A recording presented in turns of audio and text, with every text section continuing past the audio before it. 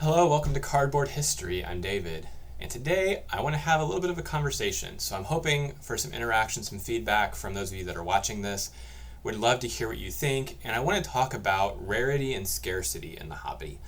And I may be late to the game. I may be out of the loop of some conversations that have happened over the past few years. I've only been making content for 6 months. But from what I've seen in the conversations, this is something that I'm not familiar with what other people have done.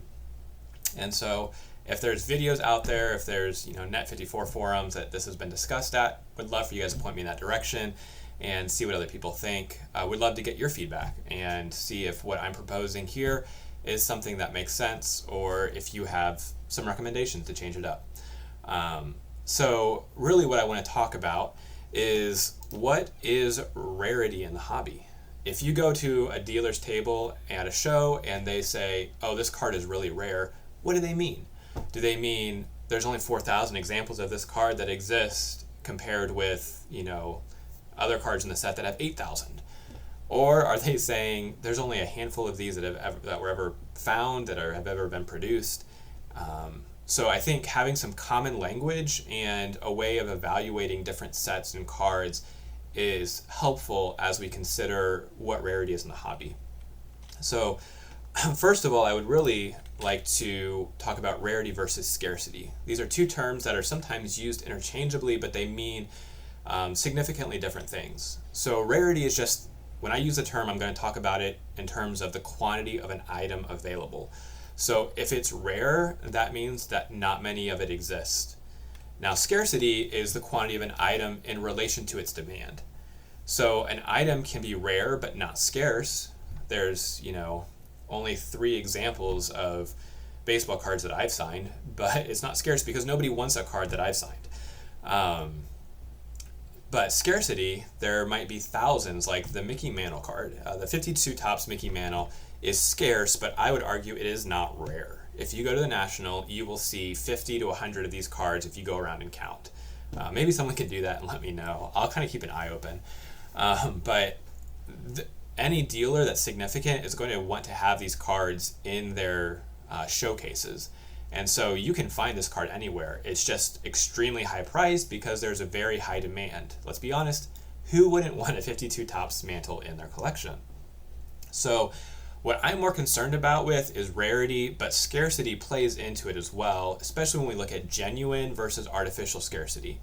So I am defining genuine scarcity as something that occurs when cards are produced using the available means for the projected market, but the demand grows to exceed the supply. So this is an example of something where a manufacturer produces the amount of cards that they think the market will want, or maybe based on their limited means they can only produce so many. And so they produce what they can. And then over time, or even maybe instantly, the demand far surpasses what the manufacturer anticipated, making these cards scarce. I think this is kind of what happened during the pandemic boom, when you would see people, getting in fights outside of Target trying to get cards, and that the manufacturers produced what they thought the market would want, but because of external circumstances, the market exploded and there was not enough retail blaster boxes for the market at the time. And the manufacturers obviously corrected themselves and started mass producing this to meet the demand. Now, artificial scarcity is something that occurs when a manufacturer intentionally produces less of a product than what the market demands when they have the means to produce more, and they do so to drive the price up. So you'll see this when it comes to certain products where maybe an entire product is produced less. Like I think of NBA Flawless. It's produced really in low quantities, but the price is through the roof. Or it could be individual cards. You see this in modern days with, colored parallel cards like this number to 5 red parallel. They could have produced a lot more than just 5. They weren't limited. They didn't only have enough red ink to make 5 of them, but they produced less to drive the chase for these rare cards. But this is more artificial scarcity, not something I'm really interested in the conversation, but something that I want to be aware of as I move forward, because a lot of people will gripe and complain about modern artificial scarcity, and I'm not a huge fan of it. I think there's an abundance of artificial scarcity when you have 25, 30 different colored parallels of a card. I think you're just overdoing it. That's my opinion. But at the same point, who doesn't love pulling a one of one out of a pack? And it's something that's exciting. But it's not as exciting if there was actually only one of one, and there weren't 8 different one of one variations. So that is sort of the conversation on genuine versus artificial scarcity. To evaluate rarity in the hobby, I think we have to start by looking at graded population. If we're looking at the quantity of a card available, I think graded population is the only tool available. We don't know the print runs for cards, and especially with vintage, we don't know the survival rate. How many cards of these are still in existence, and how many of them have been lost to mothers throwing out their sons' collections when they moved out of the house, or just being lost to the decades. But I think there are some issues by determining rarity just based on population reports. And the first one is that there is a neglect of raw cards in this. So if you're going to say, well, this card has a pop 10, that's just a population of graded cards. It might only be a population of PSA graded cards.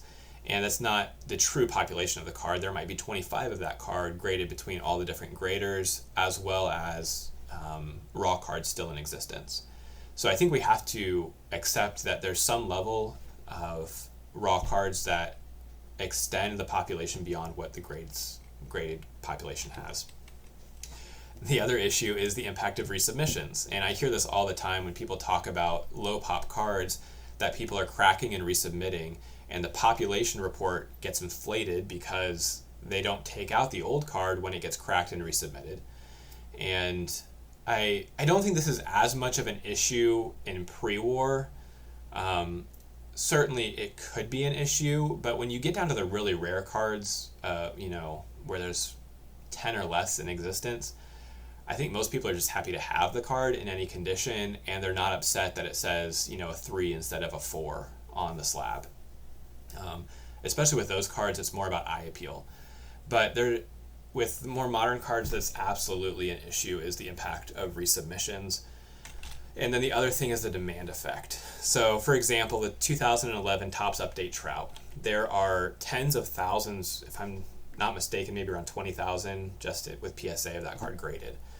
And if you compare that to, let's say, Prince Fielder, who has 2 cards that are graded from the 2011 Topps Update set in the PSA Pop Report, that doesn't mean that they produced, 10,000 times more Trout cards in that set than Prince Fielder. It just means that there's a higher demand for that Trout rookie, so more people are grading that card than they are the Prince Fielder card. And so this can cause a skew if you look for the rarity of an item. More popular players are going to have a higher graded population, but it doesn't necessarily mean that those cards were produced or that they necessarily exist in higher quantities. There just might be a larger number of raw cards. So one thing I want to bring up too is the issue of grade rarity. And when I talk about grade rarity, this is when a card has a proportionally lower amount of high graded examples when compared to other cards in the set. So this might also be referred to a card that's condition sensitive.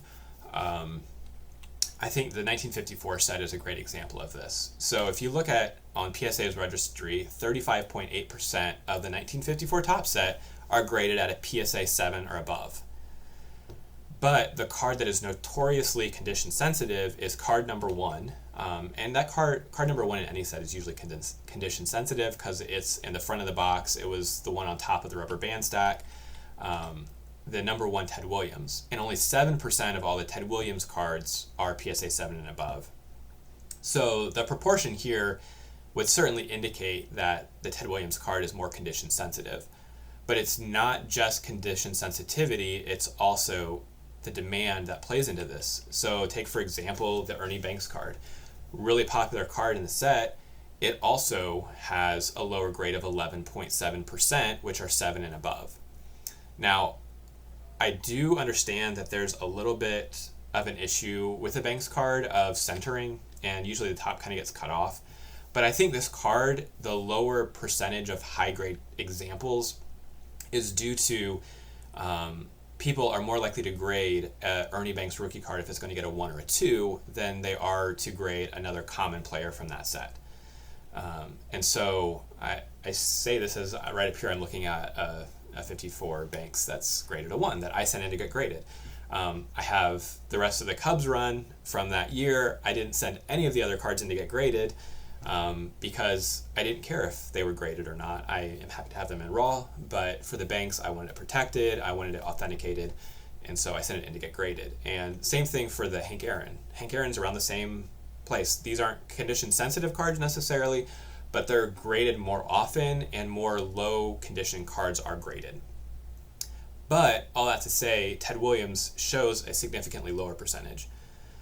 So I think grade rarity is something that comes into play in the golden age of the 50s and 60s, where there might be certain cards that are condition sensitive. But I don't really want to talk so much about that side of things, and I want to talk about how do we deal with the demand effect and how do we determine the actual rarity of a set. And I'm going to propose using set rarity. And by set rarity, I am talking about a set population average. So looking at the average number of graded examples of each card from an entire set, taking into consideration both the commons and the stars. So I think this provides a more accurate representation of how rare a certain set is, and perhaps an evaluation of how rare the population of those cards are.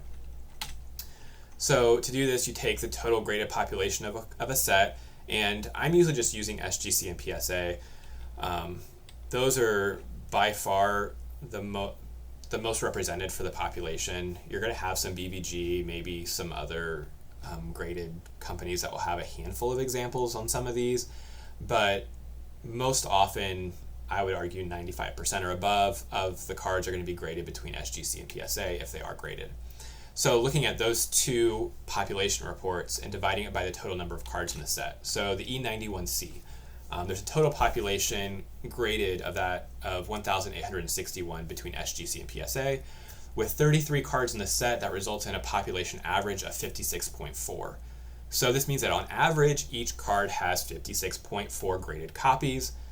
Understanding, like the Wagner, it's a lot more popular player. He's going to have a higher population than Harry Lord, who's a common. So Hans Wagner, he has Honus Wagner, 127 examples, whereas Harry Lord only has 41. The issue with set rarity is that it doesn't take into account short prints.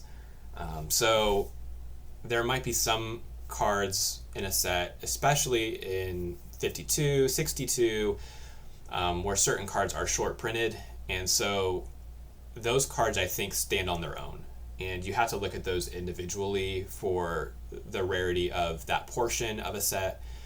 But when we're looking at the whole set, if you're looking at the T206 set or you're looking at T205, to know the total number of cards available to me kind of gives me an idea of how rare that set is, understanding that short prints play a role in that. So here is what I'm proposing as a set rarity scale. This is loosely based on the Sheldon Rarity Scale, which is used in coin collecting. I'm not completely familiar with this, but it's something that I think could be helpful. And so I modified it a little bit to change some of the terms. The Sheldon Rarity Scale, when there's descriptors applied, it uses an interchange of the words rare and scarce. And I took out scarcity from it because if we're talking about scarcity as it applies to demand, you can't really have a scale where something is called rare and then something that is less rare is called scarce. So everything is in terms of just the quantity available and doesn't take into account the demand. So the first level is I call abundant. Anything that there's more than 1,250 cards available on the market. Next level, R2, is common. And I'm going to go through each of these and give examples of sets and cards that fall within there. So from abundant, you go down to common, which is anything above 500. Uncommon is above 200. Rare is above 75. Very rare is above 30. Extremely rare is between 13 and 30. Ultra rare between 4 and 12. And then unique is anything that's between 0 and 3. So I'm going to go through each of these and give examples of some cards and sets that would be part of that. So starting with abundant, This is going to be anything from the 80s. Even most of the 50s and 60s would fall into this category of there being an abundance of these cards available. So in these slides, the two cards on the left will represent the sets, and the one card on the right is an example of a card that is considered more rare than the other cards in its set or has a significant place in the hobby. So here, the 86 Fleer, the 89 Upper Deck, both of those sets were produced in an abundance of over 1,250 copies per card. The Mantle is a really interesting one. So 52 Mantle, I would think most people would call this a rare card, and I would argue they're wrong. I would say it's a scarce card, absolutely, but with a population of 2,637, subtract, 10% for cracking and resubmitting, it's still a card that is readily abundant. I talked about this before. Look for it at the National, you'll find it. So it's not a rare card. It's plentifully abundant. If you had the means to go buy it, you absolutely could go buy it at any point. Then looking at common, this is where the T206 set falls. So any dealer that does pre-war, you're going to see a lot of T206s. Then this individual card that I have is the Roy Campanella from the 52 Tops. And so the Campanella card is part of the high numbers that were short printed. Now, Mantle was a short print double print. So it was double printed more than any of the other cards that are part of the high number series. But if you look at the rest of the cards that are just Topps high number, the graded population on those is an average probably around 600 or 700 per card. So the Campanella is an example of that with 1,113. It's a common card, but it's definitely not abundantly common. Next up is the uncommon. So this is between 201 and 500. So this is the T205, T201 sets. You'll see these a lot at card shows. Obviously, the more popular players like Mathewson is going to have more graded copies. But overall, these sets I would list under uncommon. They're not everywhere, but yet they're not too hard to find. A card that fits this example is the 1990 Frank Thomas No Name Variation. And this card, there's only a population of 297 between SGC and PSA. And so it falls into that uncommon category, but it's one of those variations where it was produced. I would argue it's not artificial scarcity. They weren't intentionally produced this way to drive the market up. It's just something that happened with an error. Next up is rare. So this is between 76 and 200. So the 1915 Cracker Jack, the T207s, these cards are rare, I would argue. They're not everywhere. They can be more difficult to find, especially if you're looking for specific players.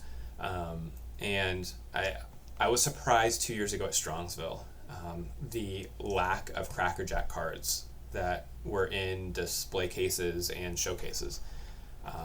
I think I only found one dealer that actually had an abundance of T2 or of Cracker Jack cards that I could go through and look for specific players.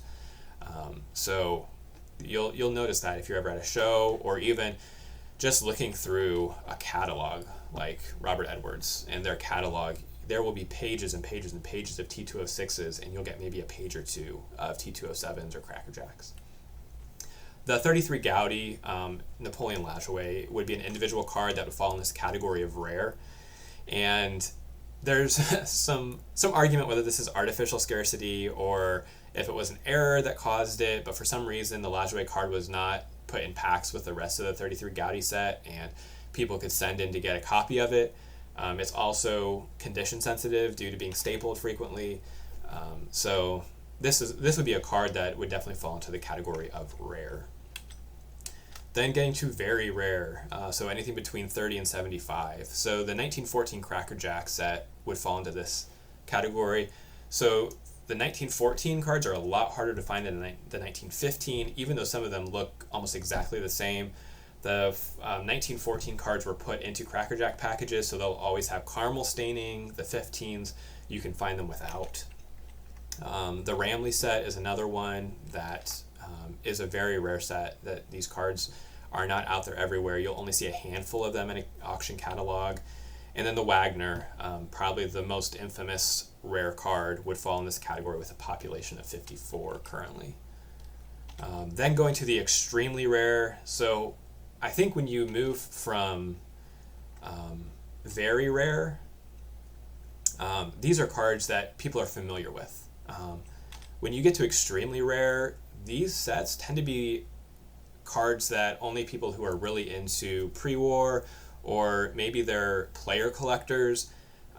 You might get this if you're looking post-war in some of the Topps special issues, like the Topps 3D. I would think, I'm not familiar with the population on those, but I would think some of those would fall into this set, or some of the just harder to come by Topps issues that weren't produced, or bazookas and things like that. But in pre-war, it's not your everyday collector that's going to know about coupon cigarette cards. They'll know about T206s for sure, but they might not know about coupon cigarettes or be able to recognize what an E98 card is. The infamous card that is the single card example of this is the Ty Cobb back. There's 27 in the population of this card. Definitely a scarce card, both in rarity and demand causing it to be scarce. Whenever these show up for auction, they go for a ton of money. So as we get to the extremely rare and next ultra rare, these are going to be sets that most people are not familiar with, that you don't see every day, and you really have to kind of dig into the history of cards to find these sets. Maybe one example that's an exception to this rule is the Old Judge N172 set.